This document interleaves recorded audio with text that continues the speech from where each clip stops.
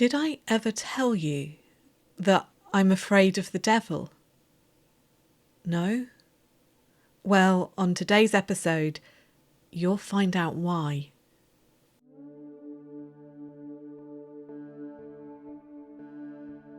Hello and welcome to Weird in the Wade, a podcast about all that's weird, wonderful and a little off kilter in the town of Biggleswade in Bedfordshire.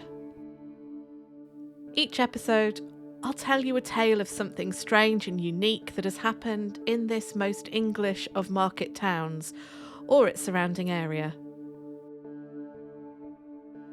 There's an older meaning to the word weird, which means to twist and turn. In Norse myth and in Anglo-Saxon times, this came to mean fate or destiny, all that was and is, and all that is yet to be. Whether it's tales of ghosts or flying saucer hoaxes, the big cat of Biggleswade, or the pot and poisoner, curious social history, or the Great Swan Mystery of 1935, we'll follow all the twists and turns and uncover fascinating stories that will speak to you today, wherever you are in the world. Welcome to Weird in the Wade.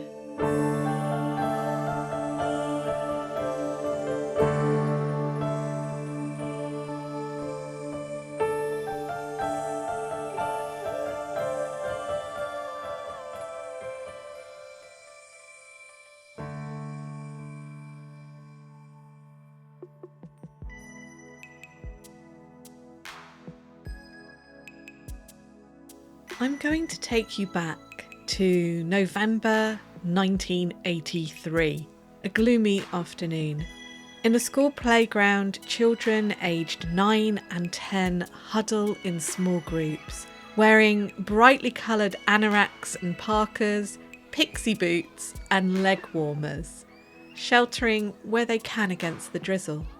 There is one large group of children bunched around a boy with jet black hair. We'll call him Graham. He's telling stories about his dad's video shop, the latest video nasties that he's snuck a look at. I'm hanging on the edge of the group, but hanging on Graham's every word. He's recently told me the most terrifying story I had ever heard, of how a girl in Bedfordshire, a nearby village, had been attacked by ghosts through her TV and dragged into another dimension, a dimension filled with the spirits and demons. It took a psychic woman from Graham's mum's Women's Institute group to rescue the girl. This little blonde girl was now safe, but she would always be altered, made different by the experience. It would be some years until I'd discover that Graham had in fact told me the plot of the 1982 film Poltergeist.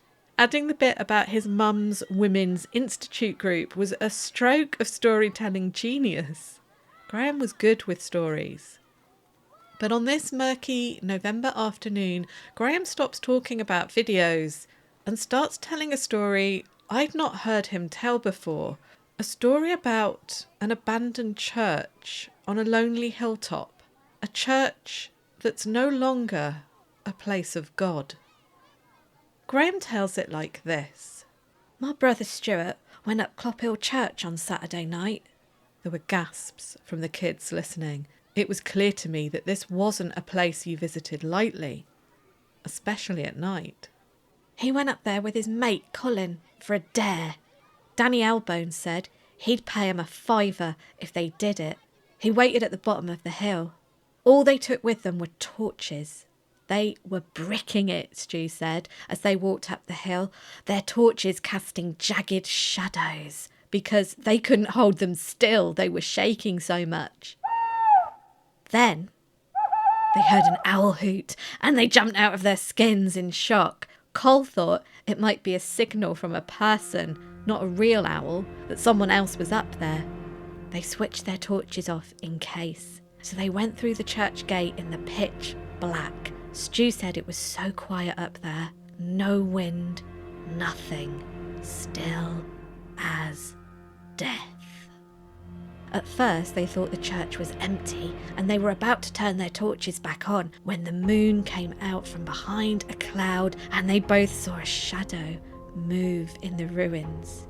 You know what it's like up there. The tower's crumbling, there's no roof, and you can see right into the church through the massive window in the side that's got no glass. Well, they saw this shadow, like a monk in a cowl, moving across the window, kind of gliding. Stu said he nearly wet himself. They turned and ran all the way back down the hill. Danny gave them the £5 though. He could see how scared they were. So, on Sunday, in the day, I went back up there with Stu. It's not as bad up there in the day, but it's still mega scary. We took our dog, Bess, and she doesn't like going into the church at all, but we dragged her over for protection. There'd definitely been people up there the night before, because you'll never guess what we found. One of the graves had been kicked in and a skull taken out and put on the altar up there. The skull was all mottled, brown, with some strands of stringy old grey hair still attached. There were bones too, placed in an upside-down cross shape. And there was even blood smeared around the bones, like some kind of writing in blood, but we couldn't read it. Bess was whimpering, so we had to take her away from there pretty quickly. But there had definitely been someone up at the church doing a ritual. Stu said it was a black mass.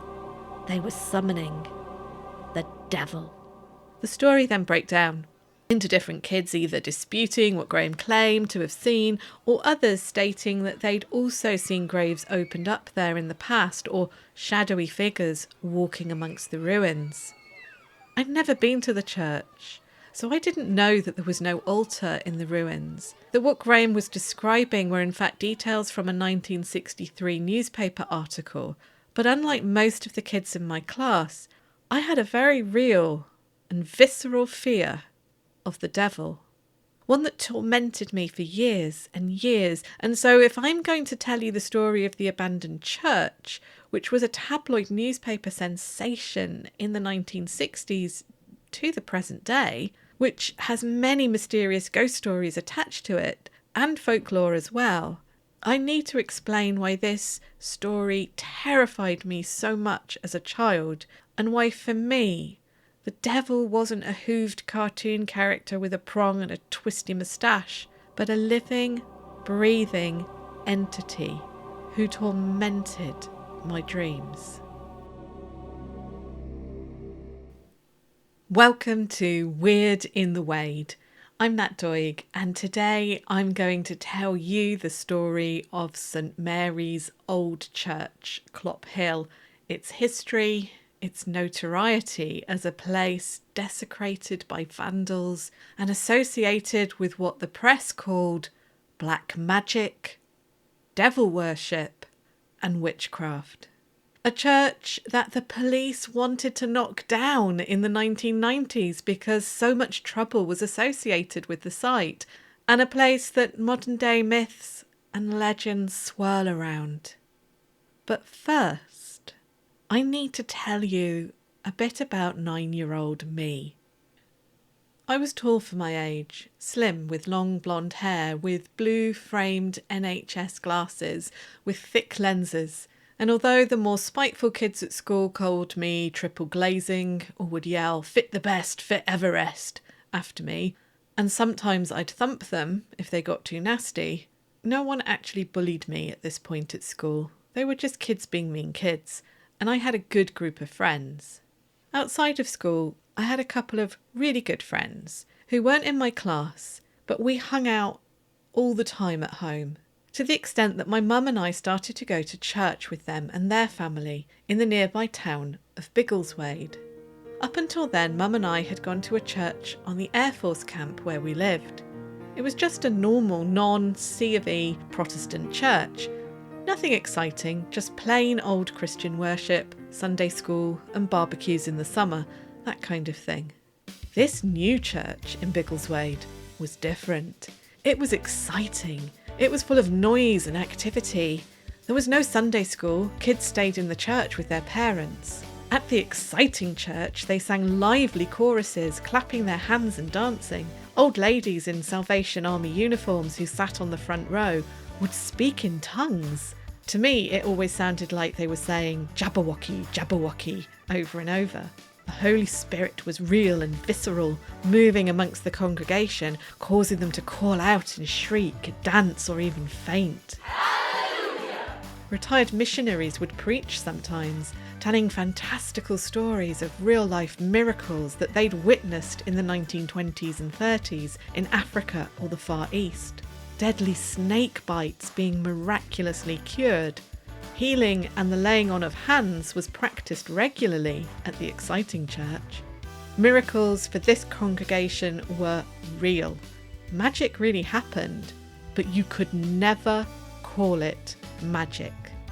They were miracles. But to a child, it makes no difference. I met people who believed the impossible was possible and believed they had witnessed it with their own eyes, and they were on a mission to make you believe them too. Because now we get to why I'm telling you about this church and its congregation, who were all lovely people if you met them in the post office or went for tea at their house, as we often did. You see, for the congregation of the exciting church, the devil was a real and ever-present threat. Not a story, nor a metaphor, nor a warning, nor a distant concept. The devil was real. The devil was loose in Biggleswade. I joke about it now, that phrase I'd hear so often in church, that the devil was loose in Biggleswade. And maybe some of the congregation thought of it abstractly. The devil was there in the alcohol, in the violence, in the drug taking that went on in small pockets of the town, like in any other town. But for the pastor and many others at that church, the devil was real, flesh and blood, or at least able to inhabit flesh and blood. Satan looked like an angel because he was Lucifer, fallen from heaven. He could fool you with his suave looks and ways. His voice was like honey. He was basically Saruman from Lord of the Rings, but God to me was not like Gandalf. We were instructed on the devil's wiles and tricks frequently. For this church, the end of times was near. Maybe we were already in them. So we were being prepped for the big day, the showdown between Christ and the Antichrist. Revelations made up more readings at this exciting church than any other book of the Bible. There was a long list of things that the devil would tempt you to do, and there were activities that were a sure way to be ensnared by him. Read your horoscope, go out trick-or-treating, tell ghost stories, or take up yoga. These were all terrible temptations that had to be avoided.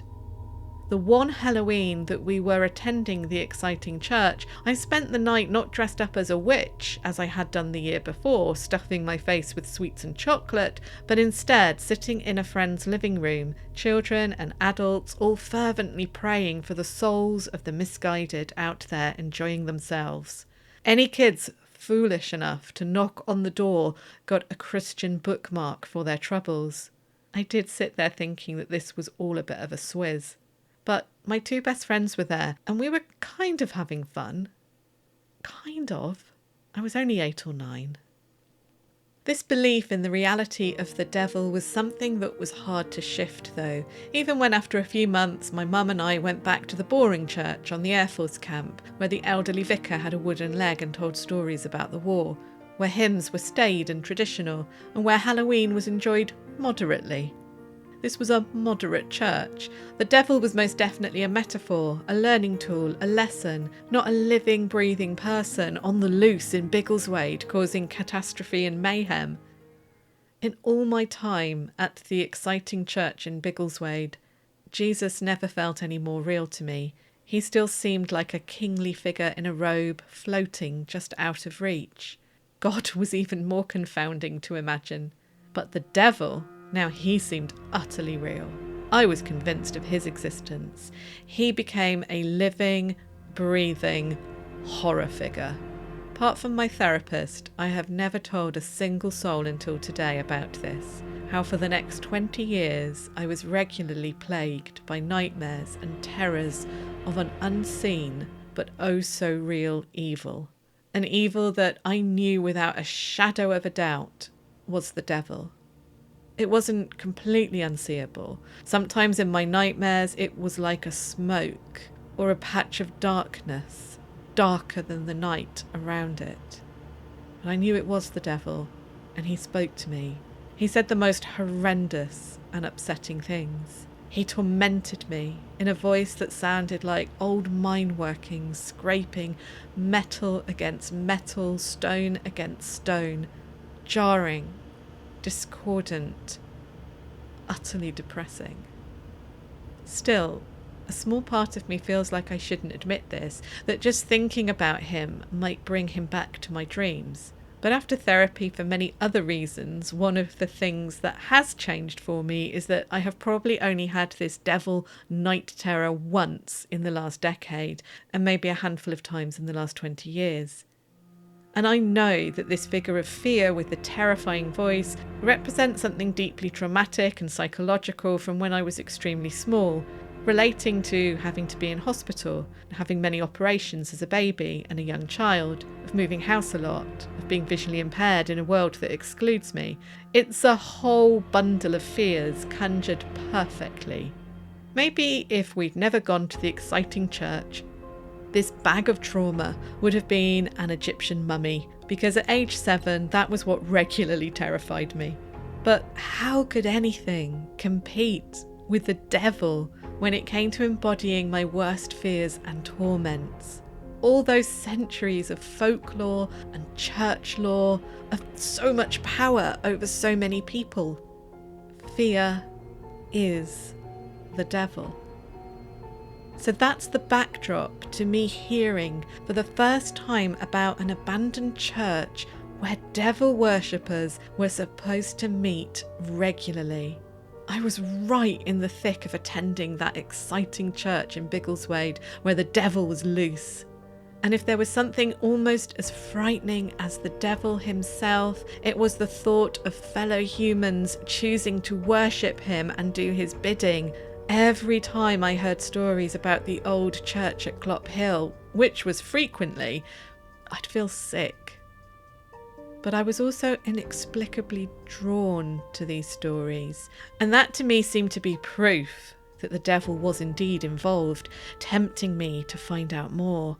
I was stricken with guilt every time I listened eagerly to the twisted tales and scary stories, caught in that cliched dilemma between the angel on one shoulder and the devil on the other.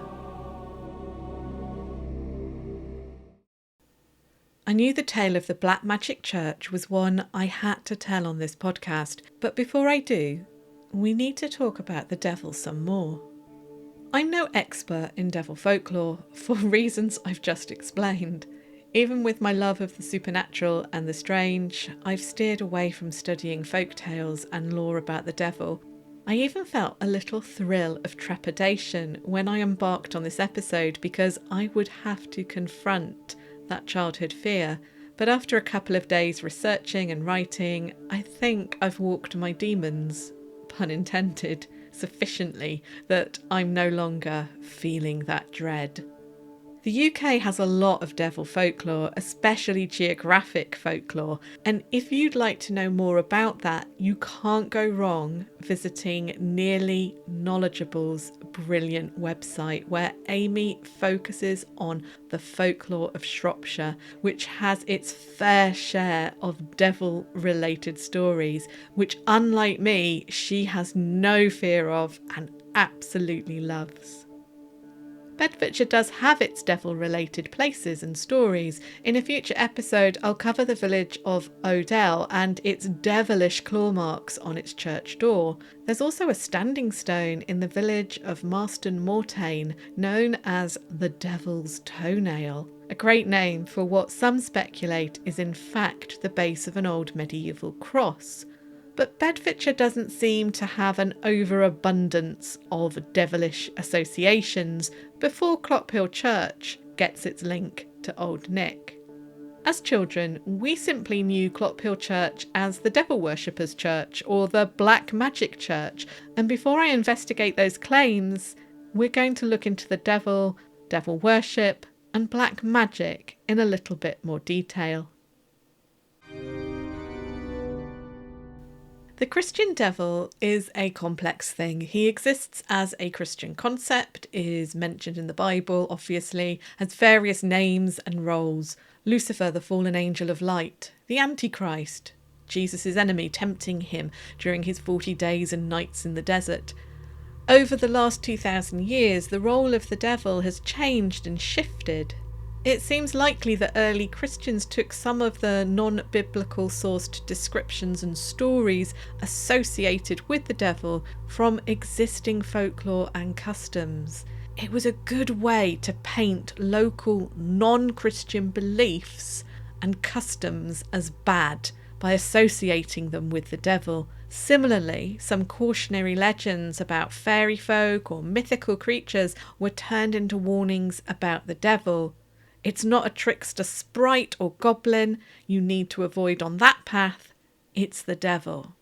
There has always been a fire and brimstone interpretation of Christianity which has almost revelled in the devil as a figure to scare, shame and guilt believers into behaving. But likewise, there have always been Christian thinkers who were less into the devil than others, and his popularity, or should I say prominence as such, has waxed and waned over the centuries. But did and do people worship the devil? One of the most famous historical periods where belief in devil worship was prolific was during the 16th and 17th centuries in Europe, during the witch trials. The church and others in power believed or chose to believe that there was an epidemic of devil worship sweeping Christendom which must be stopped. Those who were accused in Britain were predominantly older women and women who were disabled, different, or just considered difficult. The church believed that these poor women were not so much as worshipping Satan, but doing his bidding, seduced by him and his minions. In turn, Satan lent these unfortunate women his magical powers. It may sound like nonsense and bigotry to our ears, but in the 16th and 17th centuries, many were willing to believe it. The devil was real to them in a way that is hard for us to understand, although probably I did understand it at age 8 or 9 when I really believed in the devil. I'll be looking into the witch trials in the spring of next year with a special story about a mother and daughter accused of witchcraft in Bedfordshire. But it's important to understand that although belief in the devil was a real thing in 16th and 17th centuries, that belief was exploited by the church and those in power, including the king, to exact control over the population. It's highly unlikely that organised devil worship was actually sweeping the country. In fact, all the evidence shows that it wasn't. The Enlightenment brought a slow but steady end to the beliefs that fueled the witch craze, as it's sometimes called. But the devil lived on in church doctrine, local stories and personal belief. During the 18th century, a group of aristocrats dubbed rakes and atheists by the press took to forming clubs like the Hellfire Club near High Wycombe, where they supposedly drank toasts to the devil and blasphemed whilst indulging in debauchery such as womanising and gambling. This was scandalous behaviour for the time, but as it was being carried out by wealthy men, legislation was used to try and dissuade the unchristian activities, a very different approach to how the poor women were treated a century or so before. Towards the end of the 19th century, it was beginning to become fashionable, in an edgy way, to flirt with either atheism or beliefs that ran contrary to the predominant Christian orthodoxy. Most of the population still considered themselves Christian, but those with money and who were in a position to let their reputations be thrillingly tarnished started to dabble in the esoteric and the magical, which for some meant flirting with the devil. Aleister Crowley springs to mind when talking about this kind of thing. Labelled the wickedest man in the world, He even called himself the Beast 666, like the devil. Just hearing his name as a child gave me nightmares. He doesn't scare me anymore. He was a fascinating but in many ways repugnant man, but he is the shining example of late Victorian and early 20th century provocateur, scandalising a nation by inventing his own religion, carrying out magical rituals, being bisexual, and saying all kinds of things about Satan, from claiming that he was trying to meet the devil personally to pointing out that anything that the church historically didn't like got labelled as belonging to the devil. He's not wrong on that last point. It's fair to say Aleister Crowley had a huge impact on the counterculture of the 1960s and beyond. He also influenced some people to form a new type of belief system based around the devil and rejecting some Christian principles. And during the late 60s and onwards, different forms of Satanism, different churches, temples and belief systems, emerged. Now, the number of people who follow Satanist beliefs is tiny. In both Canada and the UK, the number is so negligible you can't get a useful percentage out of it for the population. For England and Wales in 2021, there were about 5,000 Satanists in a population of almost 60 million. Yet, in the last 60 years, there's been a disproportionate amount of fear about this belief system. The satanic panic of the 1980s saw Satanists accused of corrupting children through heavy metal music, playing Dungeons and Dragons, and video games. There was also a belief in satanic abuse that had no actual grounding in evidence-based fact. Satanic ritual abuse is a fascinating and upsetting topic, which is far too complicated for me to cover here, but many innocent people were deeply damaged by those who misguidedly thought they were doing good by attempting to prevent satanic cults. There are some brilliant podcasts about the satanic panic in the 1980s, which I'll link to in the show notes on the blog. And finally, magic. The church bundled magic up with the devil, linking the two even when there was no actual link. I mentioned earlier that the Christian church believes in magic, but they call it miracles or God's work. Miracles are good, but magic that can't be linked to Christ or God they considered to be bad. Magic was the domain of the devil. Magic is like anti-miracles. However, many people throughout history have believed in and used magic, whether it was healing herbs or potions, rituals for good fortune, love potions, spells for finding lost goods, curses, or the study of alchemy and astrology. The academic studies of alchemy in the 16th and 17th centuries were performed largely by men and supported by the monarchy and ruling classes at least. The Puritans weren't so keen on this kind of thing, and by the time of the Enlightenment, science was displacing those old alchemists. The working people's belief in magic were less tolerated, much of it condemned as superstitious and considered to be of a devilish kind, but some cunning folk and herbal healers were tolerated and used by local people right up until the early 20th century. Obviously, providing their services was a dangerous enterprise during the 16th and 17th century witch craze. So there was and still is, for many, a kind of concept of good and bad magic. Church belief, wealthy men studying alchemy, some local people using healing herbs was okay, but anything that looked a bit too devilish was bad. And do remember, for a big chunk of time after the Reformation, anything Roman Catholic was seen to have a whiff of devilry about it by the Church of England. When we get to the 20th century and the rise of new paganism, Wicca and new forms of witchcraft, the media in particular begin to differentiate between good and bad magic by calling anything they associate with harm or the devil as black magic and anything else as white magic. Many believers in magic will tell you that magic is neutral and it is the intention of the person performing the magical ritual who uses that magic as either harmful or beneficial. But a more detailed discussion on magic, well, that's for another podcast or another time. There was a fascination with witchcraft during the 1960s.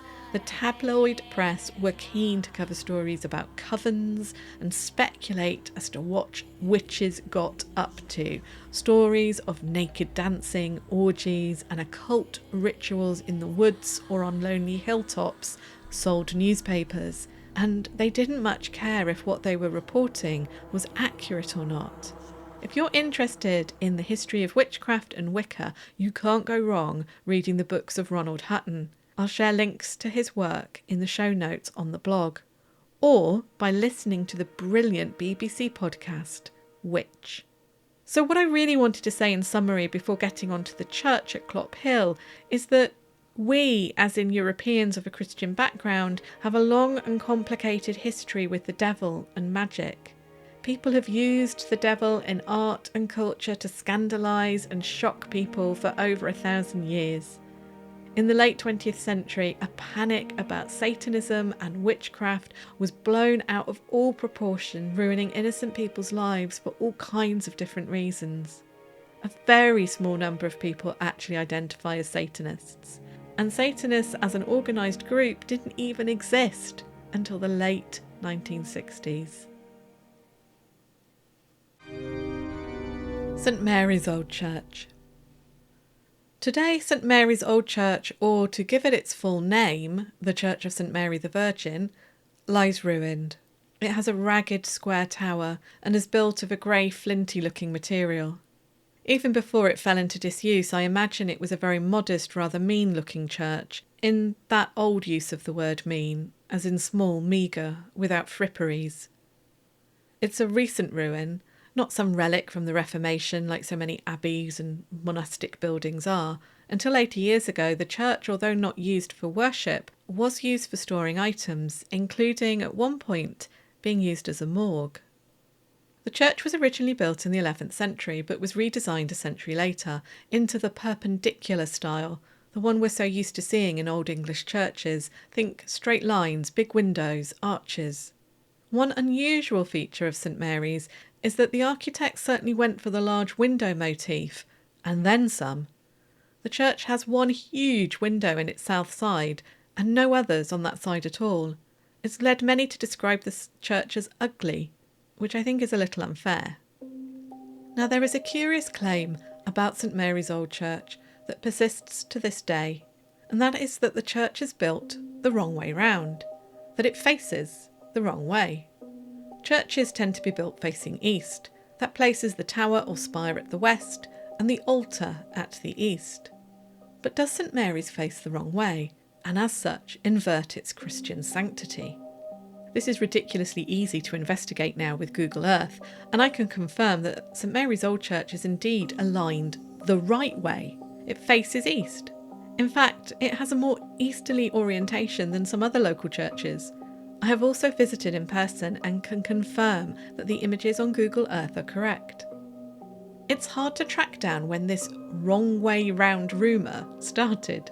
Some sources imply that it was before the church fell into ruin, but was in disuse. The rumour being that the Victorians abandoned it because it was of the wrong orientation.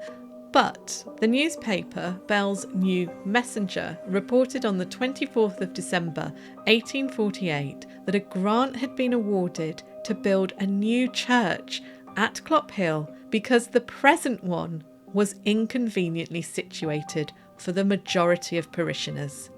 Which it was, on top of a steep hill. Although the village of Clophill may once have been based on and around the hilltop where St Mary's Old Church stands, certainly from the 16th century onwards the village buildings were situated below and away from the hill.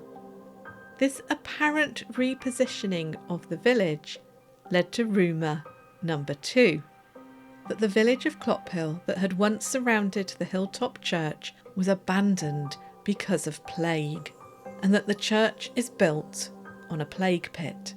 Now, it is true that the worst of the Black Death in the 14th century took a terrible toll on the inhabitants of the British Isles. In total, 30 to 40% of the English population perished, and some villages were wiped out completely and abandoned after 80 to 90% of the inhabitants died. There is no evidence, however, that this happened at Clophill, although there is also no evidence that it didn't. Kevin Gates, in his detailed and excellent book, The Paranormal Diaries, Clophill, The True Story of Clophill's Black Magic Church, has discovered a list of a handful of villagers who did succumb to the Black Death. The accepted narrative, however, is that the move from the hilltop was a pragmatic one. Building on a hill is difficult when a village's population grows, and it makes sense to expand away from the hill. But the rumours of death and disease seem to stalk St Mary's Old Church, and rumour number 3 is that the church is built on the site of a leper colony or burial site. Nowadays we call leprosy Hansen's disease because of the stigma attached to the word leprosy. But I'll use the word leprosy here because we're talking about the 12th to the 14th centuries. There is no indication that there was any hospital or monastic buildings to house people with leprosy at Clophill, and during medieval and early modern times, cases of leprosy and the housing of people with the disease was well regulated and documented. The disease was feared, especially after the Black Death in the 14th century, so people developing symptoms would be sent away to live in specially built buildings, usually linked to monasteries, and founded by the church and even the king. Poorer people who develop leprosy may not have ended up in one of these organised houses, but it is highly unlikely that Clophill housed more than the usual number of people with leprosy at St Mary's Church or nearby. There just isn't any historical evidence for it. So why all these rumours? I suspect the rumours began after the church was abandoned, because only 6 years after the new church was built below in Clophill village and the old one abandoned, there are reports of body snatchers plundering the graveyard. You see, the burial ground was still used, even though the chapel wasn't. It's easy to see why the churchyard would be tempting for grave robbers because of its lonely position. There are also reports in the 19th century of bones from the graveyard somehow making their way down the hill into farmland below. With erosion and poor weather, this could possibly be a cause. Either way, not long after it was abandoned, the churchyard had a reputation of not being secure or safe, a place where bodies were disturbed and bones would wander. In the 20th century, it's understandable that locals began to wonder why the church had been left on the hilltop, unloved and unlooked after. The growth in rumours may well have begun then. The church's fortunes took a sudden turn in the 1950s when lead was stolen from its roof. It was this act of theft which sealed the sad fate for St Mary's. Without the protective lead, the church soon fell into decay. What happened a decade later in 1963 would thrust the church from being just a sad old building into something far more sinister and salacious. Desecration, decay, and the devil. 1963 had one of the harshest winters on record. Snow fell long and deep, and St Mary's Old Church on the top of Clophill was completely cut off from the rest of the village for some months. It was during one of those cold February nights that the rector of Clophill, the Reverend Lewis Barker, received a phone call. Hello, the rectory, Reverend Barker speaking. Oh, hello, Reverend Barker. I hope you don't mind me calling you out of the blue. I'm currently researching a book and was wondering if you are aware of any occult practices taking place or ever having taken place up at St Mary's Old Church in your parish. No, I am not. There are no occult practices going on around here, I can assure you. Really? You've never found any graves disturbed? Odd symbols daubed on the walls up there? It's a lonely, eerie spot, don't you think? No, I have not. May I ask who you are and why you're asking about this? It's for a book, Reverend. It's just for a book I'm writing. Good night to you. The same week, some villagers in nearby Ampthill were stopped by a stranger who said he was embarking on a tour of the area, looking for occult sites for a book he was researching. He wondered if they knew anything about the old abandoned church on the top of the hill at Clophill. It sounds like the start to a horror movie. I'm reminded of the second Poltergeist film, and Cain in his black hat, his skull-like face, singing softly to himself as he knocks on doors, asking after the family of little Carol Ann. But maybe this mysterious figure is just a coincidence, because he didn't seem important until the weekend of the 16th and 17th of March, when the fortunes of St Mary's Old Church were changed forever. Two young lads from Luton, out for their first bike ride after the thaw, who had intended to visit the American Air Base nearby at Chicksands, took a detour to the church on the hill. It was there that they discovered a truly gruesome sight. Kevin Gates managed to track down one of the boys, who in 2010 was in his 60s. He explained that he and his best friend had wandered into the ruins to find bones strewn about the floor of the church and a skull placed on a metal spike that had been driven into the ground. Curious, and never having seen a skeleton before, they took the skull and some of the bones outside with them to look at them more closely. It was there that a couple tending a loved one's grave came across the boys, quote, playing with a skull, as the newspapers reported. The couple scolded the boys and sent for Reverend Barker.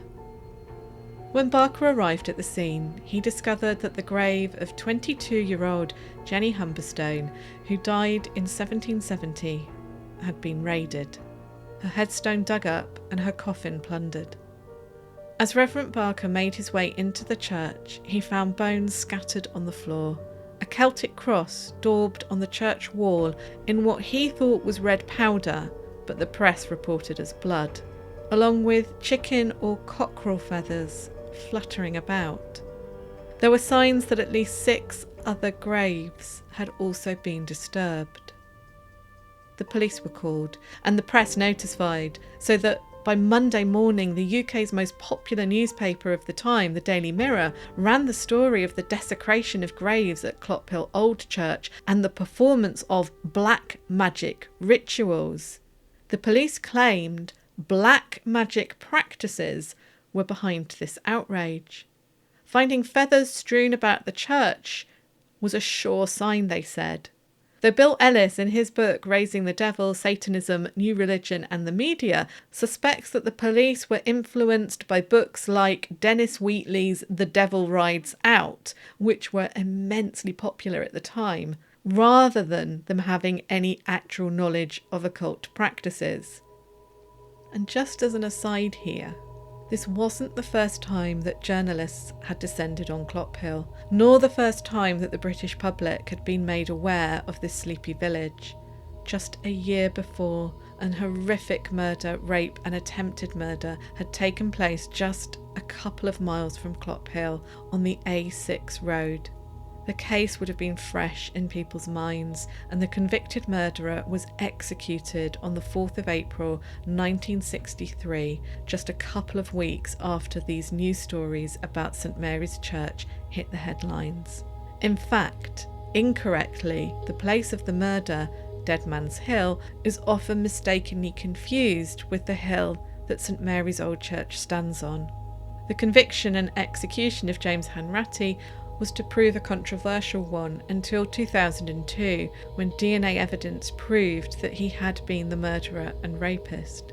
But back in 1963, many of the British public would have associated Clophill with this shocking crime.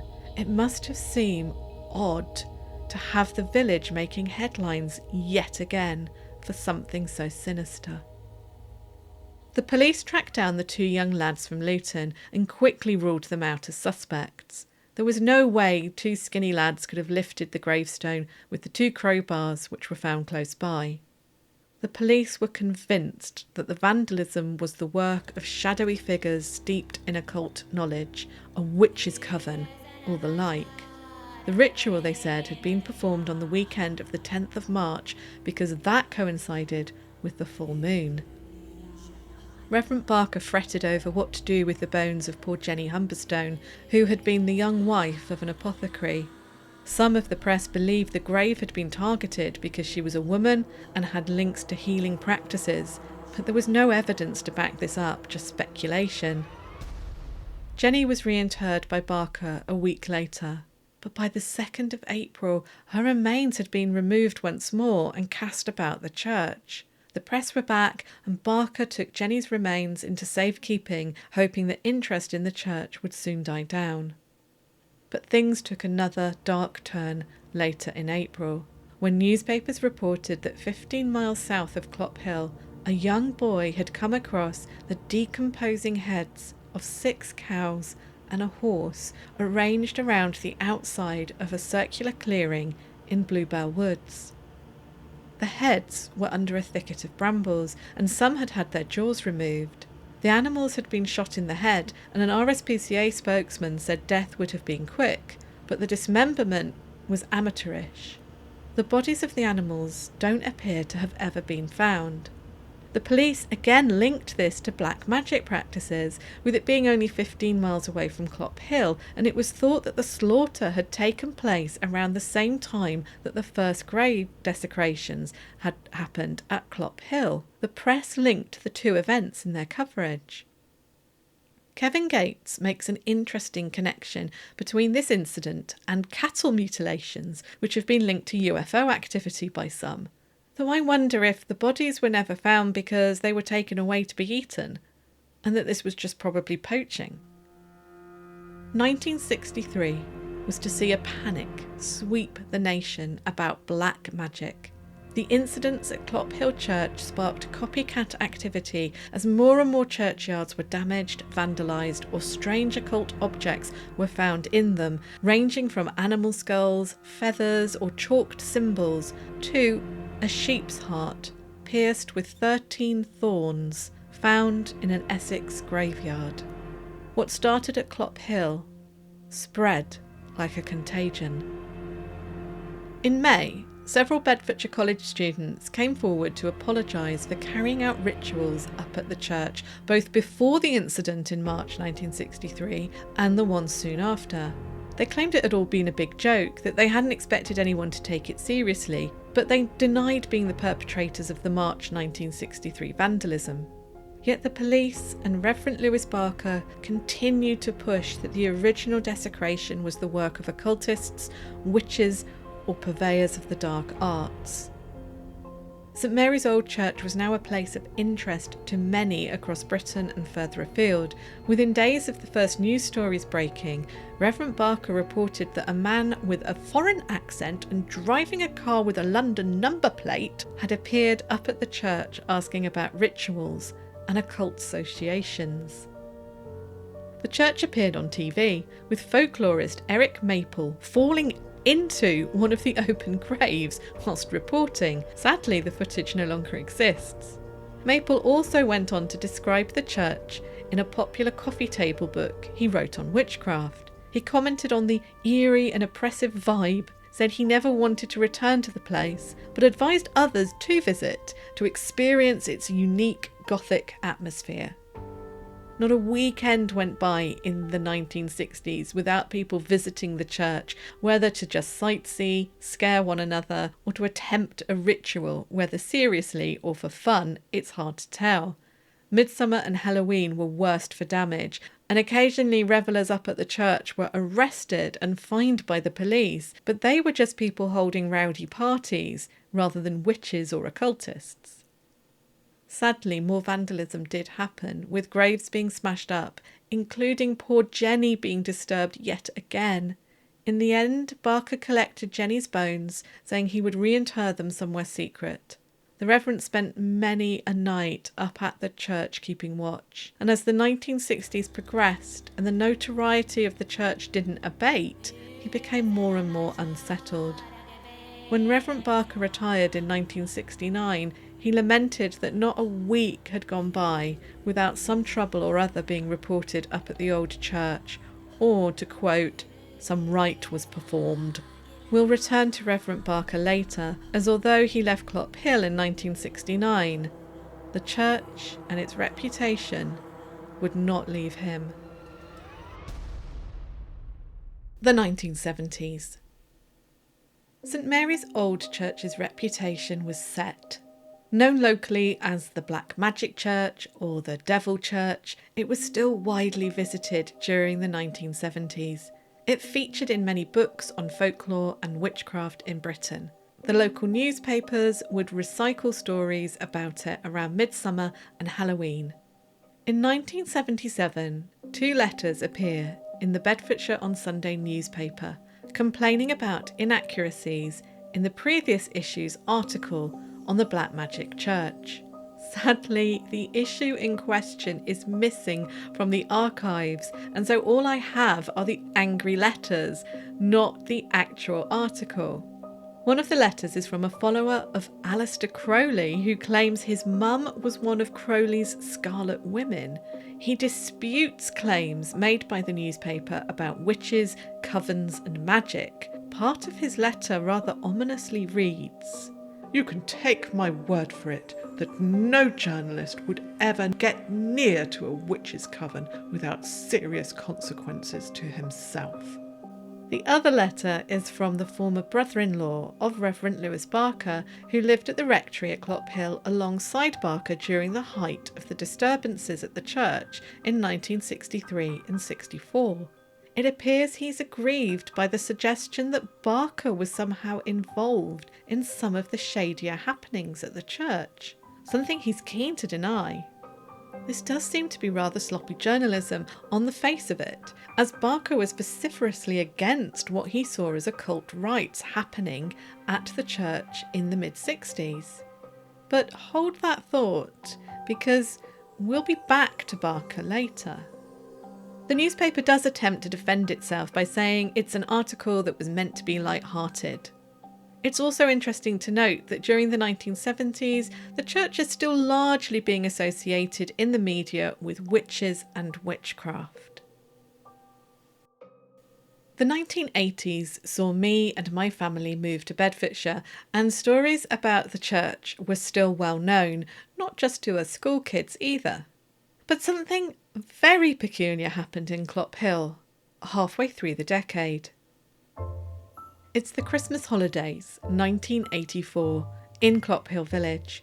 Florrie Smith is up early, insomnia getting the better of her again. It's still dark outside, but in her kitchen it's warm and bright. Florrie's putting the finishing touches to a trifle that she's making for her grandchildren, humming along to the Christmas tunes on the radio, when she hears the clatter of the letterbox and then a thump on the door. She jumps, dropping her spoon back into her bowl of whipped cream. Florrie shuffles into the hallway, perturbed by this early morning intrusion. The postman's not expected for at least another couple of hours. Lying on the doormat is a piece of paper. She ignores it and opens the door, making sure it's on the safety chain. But there's no one there. Certainly no one waiting on the doorstep. She closes the door and locks it again. She has that strange sensation of being watched, but she shakes her head and carefully bends down to retrieve the piece of paper. As she unfolds it and tries to make sense of what she sees, she almost drops it again in confusion. It's covered in strange drawings and symbols. It's handwritten, but printed in weirdly shaped letters, making it hard for Florrie to read at first. She wonders if it's one of those chain letters her granddaughter gets so upset about, the ones being sent around at her school, pressuring children to write out more letters to more children, threatening them with curses and bad luck if they don't comply. But after sitting down with a cup of tea and reading the letter through a few times, Florrie realises that there's no chain element to this letter. It just goes straight to the curse. Florrie has been sent a poison pen letter, and it also mentions the old church up on the hill. Florrie sighs. She thought all that nonsense was now relegated to kids at Halloween. What she doesn't realise is that she isn't the only person to receive such a letter at the end of 1984 and beginning of 1985. These poison pen letters were being sent to residents of Clophill, leading to a police investigation and more local newspaper stories. Florrie is my imaginative invention, but these letters appear to have been received by many residents, young and old, in Clophill. The Bedfordshire on Sunday printed an extract from one of the letters on the 6th of January 1985. I'll describe it to you. At the top of the letter are written some names, some of which are familiar. There's Asmodeus, apparently he's the king of the demons. Agiotes, which I think is a misspelling of Ageres, another demon. Then there's Lucifer, the fallen angel of light. Gabriel, the angel, I'm guessing. Mendes, who I think is actually Baphomet, a big shot demon. Beelzebub, which they spell wrong, who is the Lord of Flies, another name often used as shorthand for the devil, but was in fact a Philistine god originally. And then the word Toru is written, and I have no idea what this one means. The names are written in capitals separated by dots. Either side of these names there's a cross with Roman numerals below it, and on the other side an upside down horseshoe with more Roman numerals. Then there's a line of weird hieroglyphs and runes, the kind of magical symbols you might find in alchemy books and the like. There's a hand with a finger pointing upwards in the middle. Then underneath, in a curiously flowery but hand-printed text, are these words. The above states that all the people in Clophill are cursed and dare to invade the sacred mass at the grounds of the church, the power within the sacrificial ground which no one can find will remain among us and the church. The newspaper says that this is just an extract, but understandably it upset and scared many residents in the village when they received these letters. It's important to remember that with no internet, knowing just the names of demons wasn't necessarily an easy thing to find out. You needed books, either religious, esoteric or occult. And although libraries had occult sections, it was nowhere near as easy as it was for me just then to Google who Asmodeus was. So a bit more power and mystique were attached to just knowing names like this and knowing symbols. It wasn't knowledge that was readily available to everyone, and that made it frightening to many people. The newspapers initially take the story seriously, reporting that the police are investigating. But, as often is the case with the Bedfordshire on Sunday newspaper at this time, the story takes a dive into farce in the following weeks. On the 13th of January, it is reported that a, quote, cult leader from Bedford, named Les, has dismissed this letter as rubbish and the work of kids. On the following Sunday, a letter from Les himself is printed in the newspaper where he denies that he's a cult leader nor an expert in the occult. I did a bit of digging and it appears that this Les was, and I quote, a local character who was often featured in the local newspaper for all kinds of reasons, from the mundane to the bizarre to the rather troubling. It sounds like the journos at Beds on Sunday were having a bit of fun with Les. Sadly, I've not been able to find out much more about these poison pen letters, though to me it looks more like the work of a local teenager who spent some time in the occult section of their local library. But that doesn't diminish the fear and the annoyance these letters must have caused, and I know for one that it did reignite interest in the church again. I remember at school being told by other kids about these poison pen letters, and stories about the church became all the rage again. We'd sit around in the playground, making each other scared with every new detail we invented and added to the story. The 1990s. By 1992, the church is firmly being associated with devil worshippers. On the 1st of November that year, there is a press report that the police have launched the rather obviously named Operation Halloween to keep, quote, ghoulish devil worshippers away from the church on the 31st of October. The press described the church as being a major headache for both police and locals. There are claims that there was more desecration of graves, whilst demonic symbols have been daubed around the church. It's interesting to see that the satanic panic of the 1980s and early 90s has shifted the focus away from witchcraft towards devil worship as the latest fear when it comes to the occult. In 1992, the police go as far as to call for the church to be completely torn down. And this isn't the first time calls for the demolition of St Mary's have been heard. The Reverend Lewis Barker originally suggested it in the 1960s. And it's around this time when black magic and devil worship are firmly associated with the church that other stories and other voices begin to be heard. Stories of a less human nature. Yes, kids, teens and adults are visiting St Mary's. Most are not there to damage or desecrate. Most are there to satisfy their curiosity to take photos of the striking ruin or to scare themselves. And it's these visitors, locals and those from further afield, who begin to report sightings of a more ghostly nature. And I'm going to share with you some of those ghostly encounters, but not now. In the next episode. I'm sorry, you're going to have to wait. But it's going to be a Christmas special. An episode all about the ghosts of St Mary's and maybe some other Bedfordshire churches. But what of the Reverend Lewis Barker? I promised to tell you what happened to him. Well, Kevin Gates has done some great research, and it appears that Reverend Barker never fully recovered from the initial shocking incidents in 1963, nor the continued disturbances at the church. I mentioned earlier how he was often seen holding lonely vigils at the church in a bid to keep practitioners of magical rites away. He really believed that there were groups of people, witches or occultists in his mind, who were doing harm at the church and not just to the building or the graves. He had suffered a lot of loss in his life, losing a daughter and his wife, and it seems to have fueled his fears and worries about the church. He was known as a drinker and frequented many of the village pubs.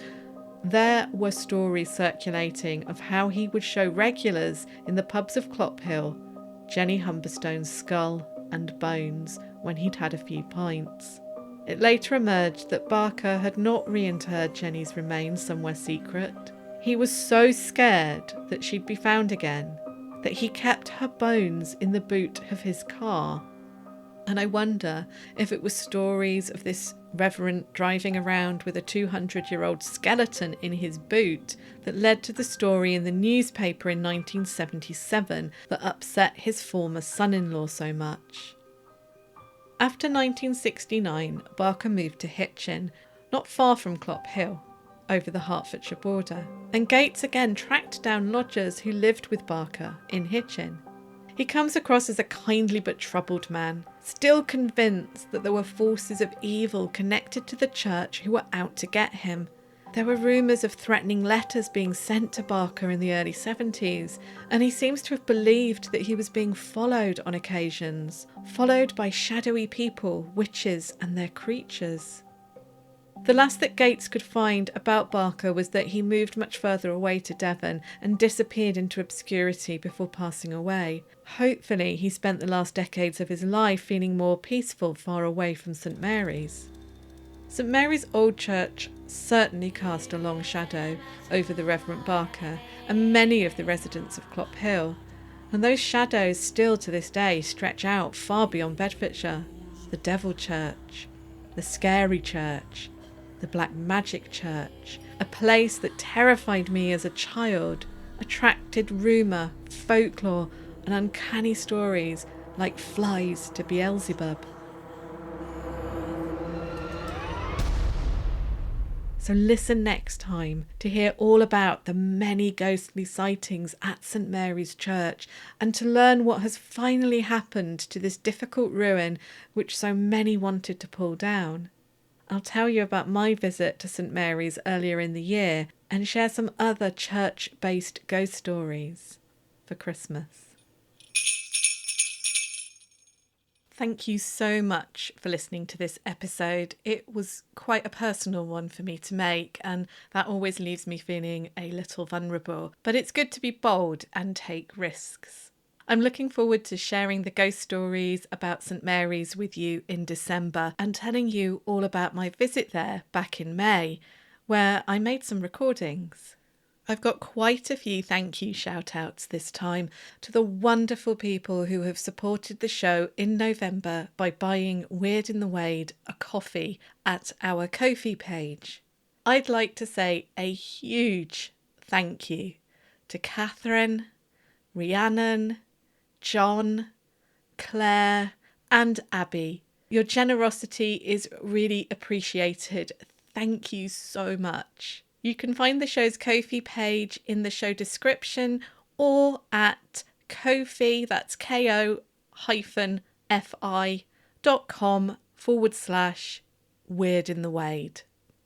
I also have an announcement to make, which is that next year I'm going to embark on a few extra episodes which take a wander away from the Wade. And so I'd be really keen to hear about any stories or places you'd like me to cover.